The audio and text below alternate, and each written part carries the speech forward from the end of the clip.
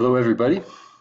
Today we're talking about movement of materials across the cell membrane. We're going to look at the processes of diffusion, osmosis, active transport, and passive transport, which hopefully you're reading about this week. And I'm going to try to illustrate what is important in these sections and add my expertise. Well, here we go. You probably know what diffusion is.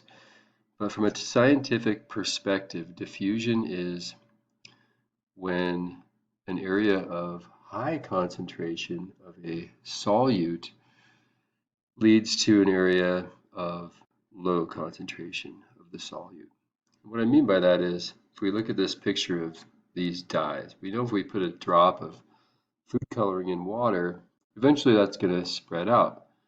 Originally, the dye was in an area of high concentration, and it spreads to an area where the dye is less concentrated, which would be the water.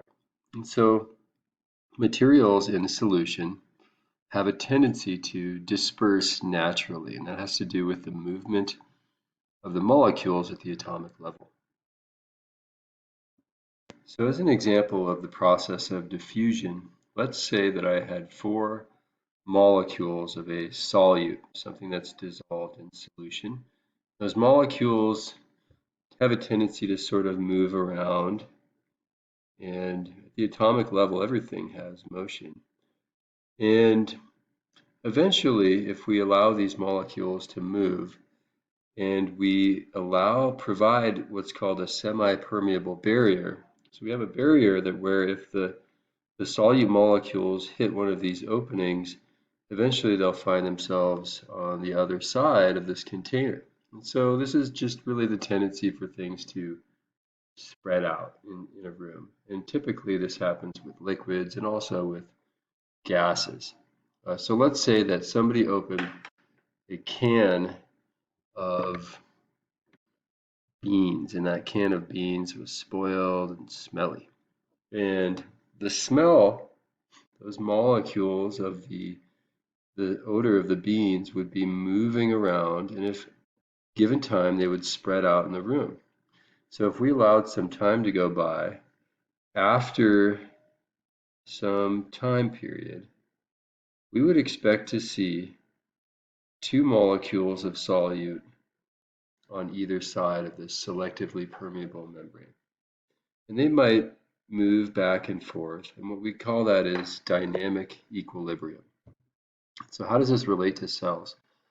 Well, cells use diffusion to move materials in and out or across the cell membrane. And this process does not require any energy, so it's called passive transport. So what kinds of molecules can travel across the cell membrane by diffusion? The way that we know the answer to this question is we have to think about what the membrane is made up of. So the cell membrane is made up of a phospholipid bilayer. And if it's a lipid, we know that lipids are fats and waxes and those sorts of things that are hydrophobic, meaning they don't mix with water, and that has to do with their chemistry. And so what that means is the phospholipid bilayer is basically a waterproof membrane. Water cannot move across the phospholipid bilayer by diffusion. That's because water is a polar molecule, and the phospholipid bilayer is a nonpolar layer.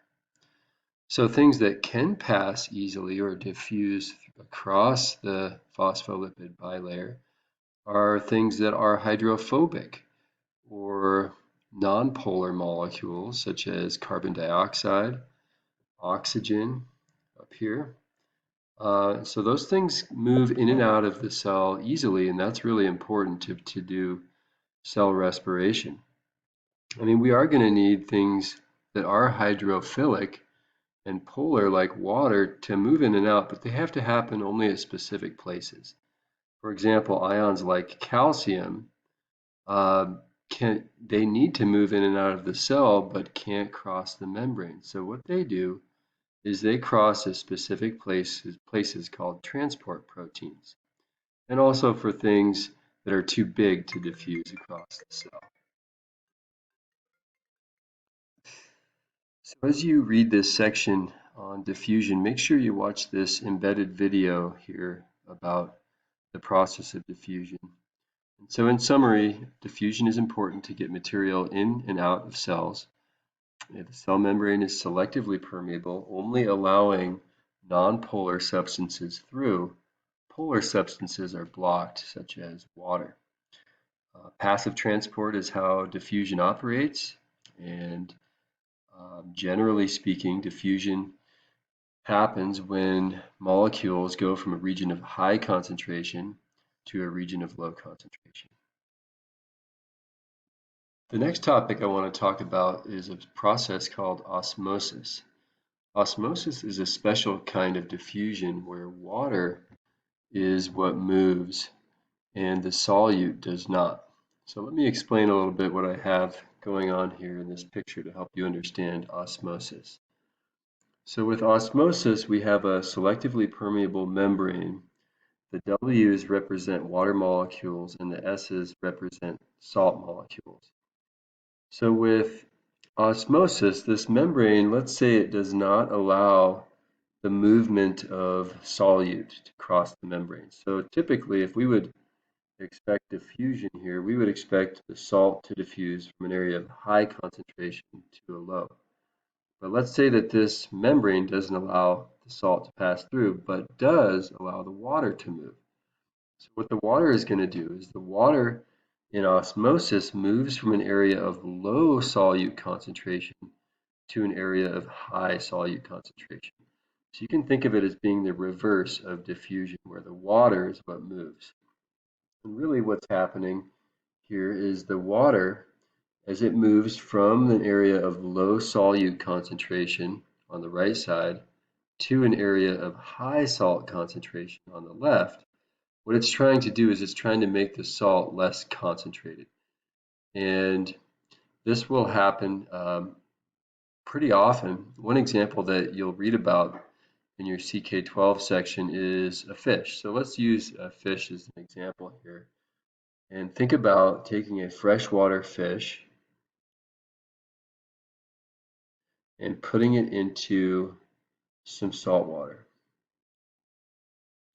So if we do that, if we drop this fish into a body of salt water, what you have first thing to do is to think about the concentration of salt inside the fish and the concentration of salt outside the fish.